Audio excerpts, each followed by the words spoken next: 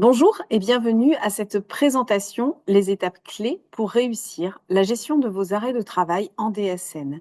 Je suis Isabelle Foucault, chargée de la relation entreprise à la CEPAM du Finistère.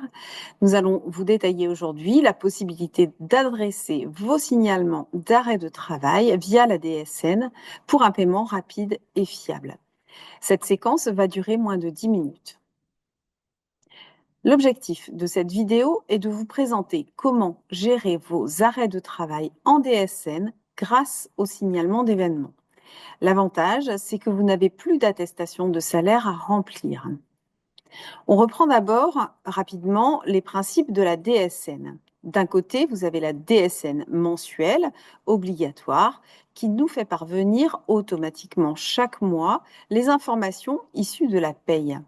Des infos sur l'entreprise, les salariés, le travail, donc le contrat, l'activité, et les salaires en rapport.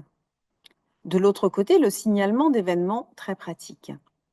Si vous faites bien votre signalement dans les 5 jours et que votre salarié nous a bien adressé l'arrêt de travail dans les 48 heures, les indemnités journalières seront versées très rapidement. Pour compléter ce tutoriel, je vous rappelle que vous trouverez des documents utiles et notamment le guide sur la mise en œuvre du signalement d'événements dans votre établissement sur Amélie Entreprise. Revenons à la DSN mensuelle. Les informations de la DSN mensuelle sont rangées par grande famille d'informations appelées blocs. Comme tout est lié, tous les blocs doivent être renseignés pour un signalement d'événement réussi. Mais ils sont déjà complétés puisque paramétrés dans votre logiciel de paye. On y retrouve les éléments de rémunération, les heures réelles travaillées, les salaires rétablis. Le signalement d'arrêt de travail est principalement constitué du bloc 60. Concrètement, ce sont toutes les informations liées à l'arrêt de travail. Ainsi, nous retrouvons dans le bloc 60 le motif de l'arrêt, si c'est de la maladie, de l'accident du travail ou autre, le dernier jour de travail et les dates de subrogation éventuelles. Utiliser le signalement d'événement, c'est s'assurer d'une indemnisation rapide. C'est un plus pour votre entreprise et vos salariés. Vous serez moins sollicité par vos collaborateurs concernant le suivi de leur dossier. Quand le signalement arrive dans le système DSN, l'attestation de salaire se reconstitue automatiquement grâce aux éléments précédemment enregistrés, la rémunération, les nombres d'heures travaillées, etc. Ces informations sont déjà disponibles dans vos DSN mensuels. Donc, une seule démarche, inutile de saisir une autre attestation de salaire sur Net Entreprise ou de nous envoyer une copie par courrier. Vous n'avez rien d'autre à faire. Si votre salarié est bien reconnu, le système DSN cherche les éléments nécessaires à la reconstitution d'une attestation de salaire. Pour que le système puisse les récupérer, le paramétrage de votre logiciel de paye doit être de qualité. C'est vraiment une condition essentielle. Par exemple, les blocs sur le contrat de travail et sur l'activité doivent être renseignés et être en cohérence. On l'a vu, votre signalement remplace l'attestation de salaire. Concrètement, vous n'aurez qu'à compléter le motif de l'arrêt, le dernier jour de travail, la date de fin prévisionnelle de l'arrêt et éventuellement la subrogation. Pour les prolongations, vous n'avez pas à faire un nouveau signalement d'événement en DSN. Cette information concernant la prolongation sera à alimenter dans votre logiciel de paye pour votre DSN mensuel. On en vient au dernier jour de travail, ou le DJT. C'est l'une des informations à renseigner dans votre signalement DSN.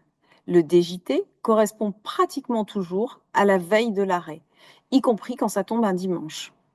Parfois, il s'agit du jour de l'arrêt si ce jour est travaillé. Pour plus d'informations, je vous invite à vous reporter à la page centrale du guide dont nous avons parlé tout à l'heure. Afin que la caisse primaire sache à qui verser les indemnités journalières, il est impératif d'indiquer dans votre signalement si vous souhaitez mettre en place ou non la subrogation. Dans ce cas, c'est l'employeur qui recevra le paiement. Attention, ne vous limitez pas aux dates indiquées dans l'arrêt de travail. Vous devez indiquer les dates maximales prévues par votre convention collective, règlement intérieur ou accord de branche. Cette précaution évitera un paiement à l'assuré en cas de prolongation. Le système DSN ne prévoit pas l'envoi direct de pièces justificatives, mais il arrive parfois que la CPAM ait besoin de pièces complémentaires, notamment un extrait d'acte de naissance pour un congé paternité par exemple, ou un bulletin d'hospitalisation. L'envoi de ces pièces est de la responsabilité du salarié. Néanmoins, l'employeur peut les adresser à la CPAM si son salarié n'a pas effectué cette démarche. Cet envoi par l'employeur est possible via le portail Net Entreprise à partir de la rubrique Le compte entreprise. Nous allons désormais aborder le tableau de bord, un outil incontournable pour le suivi de vos envois. Vous venez de faire un signalement d'arrêt de travail en DSN et vous souhaitez vérifier que cette transmission s'est bien déroulée. C'est le tableau de bord qui vous permettra de suivre vos dépôts. Alors attention, l'historique est de 3 mois uniquement. Cet outil est disponible directement sur Net Entreprise ou sur votre logiciel de paye. Sur le tableau de bord de Net Entreprise, vous pourrez suivre vos DSN mensuels et vos signalements d'événements grâce aux options de recherche. À partir de là, 2 vérifications sont nécessaires. Le certificat de conformité qui vous dira si votre DSN ressemble bien à une DSN. Si votre logiciel est conforme, cette étape sera validée. Le bilan de traitement. Si le bilan de traitement indique OK, pas de souci sur la suite du traitement du dossier. S'il y a une erreur, la mention KO sera indiquée. Dans ce cas, soit l'attestation de salaire n'a pas pu être reconstituée, vous devrez alors refaire votre signalement, soit l'attestation de salaire a pu être reconstituée, mais elle ne permet pas de payer les IJ. La lecture de ce bilan vous permettra de comprendre pourquoi votre signalement a été rejeté. Ici, nous voyons un exemple sur cet écran. L'attestation de salaire n'a pas pu être reconstituée.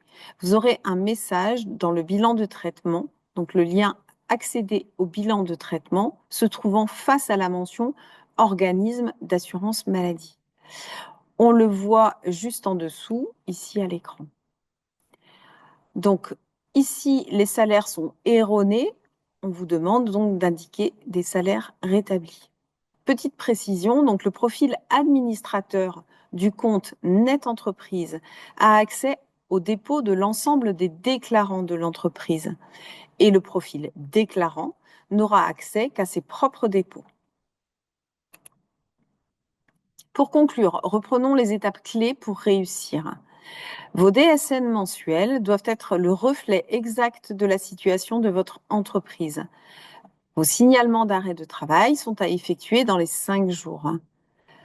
Vous pourrez consulter le tableau de bord pour le suivi de vos envois. Le signalement d'événements en DSN vous garantit un traitement rapide et fiable. Cette présentation est maintenant terminée. Ma collègue Agathe Tréberne et moi sommes à votre écoute pour vous accompagner dans la mise en place du signalement d'événements dans votre entreprise ou pour répondre à vos interrogations sur ce service. Nous vous proposons ainsi de suivre vos premiers signalements. N'hésitez pas à nous contacter. Vous avez notre mail commun sur l'écran. Merci pour votre écoute et à bientôt. Au revoir.